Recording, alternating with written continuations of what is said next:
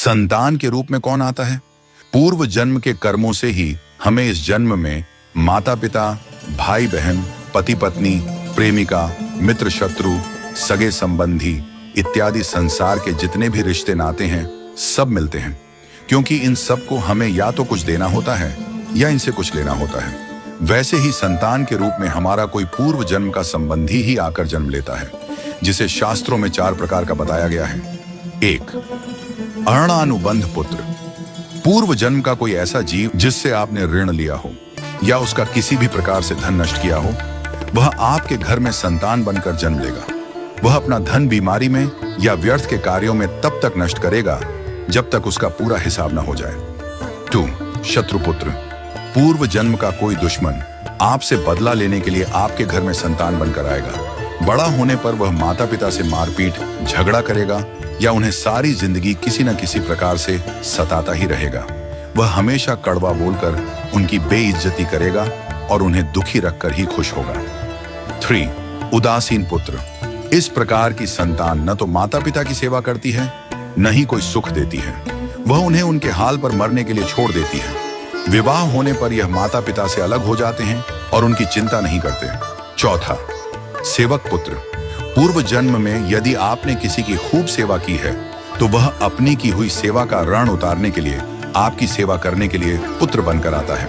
जो बोया है वही तो काटोगे।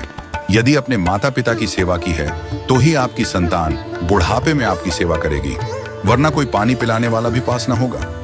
आप यह न समझें कि यह सब बातें केवल मनुष्य पर ही लागू होती हैं। इन 4 प्रकार में कोई भी जीव आ सकता है। यदि आपने किसी गाय की निस्वार्थ भाव से सेवा की है तो वह भी पुत्र या पुत्री बनकर आ सकती है।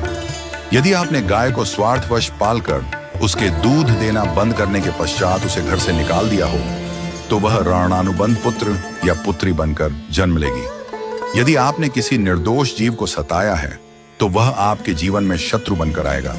इसलिए जीवन में कभी किसी का बुरा न करें, क्योंकि प्रकृति का नियम है कि आप जो भी करोगे उसे वह आपको इस जन्म में या अगले जन्म में 100 गुना वापस करके देगी। यदि आपने किसी को 1 रुपया दिया है तो समझो आपके खाते में 100 रुपया जमा हो गए हैं। यदि आपने किसी का 1 रुपया छीना है तो समझो आपकी जमा राशि से 100 रुपये निकल गए। जरा सोचिए, आप कौन सा धन साथ लेकर आए थे और कितना साथ लेकर जाओगे? जो चले गए वे कितना सोना चांदी साथ ले गए? मरने पर जो सोना चांदी धन दौलत बैंक में पड़ा रह गया, समझो वह व्यर्थ ही कमाया।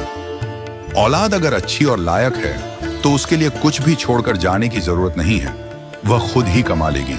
और औलाद अगर बिगड़ी या नालायक है तो उसके लिए जितना भी धन छोड़कर जाओ वह चंद दिनों में सब बर्बाद करके ही चैन लेगी। मैं, मेरा, तेरा और सारा धन यहीं का यहीं धरा रह जाएगा, कुछ भी साथ नहीं जाएगा। साथ यदि कुछ जाएगा भी तो सिर्फ अच्छे बुरे कर्म ही साथ जाएंगे। इसलिए जितना हो सके नेकी करो, सत्कर्म करो।